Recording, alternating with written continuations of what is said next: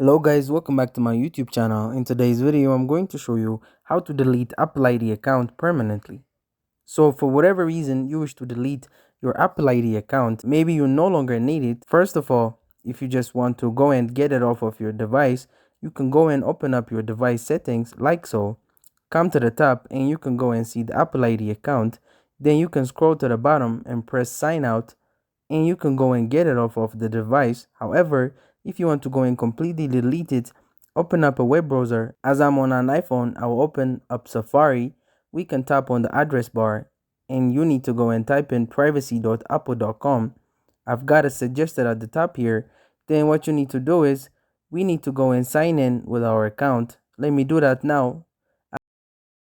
After you have signed in, you can scroll down the manage your data page and find the option request to delete your account.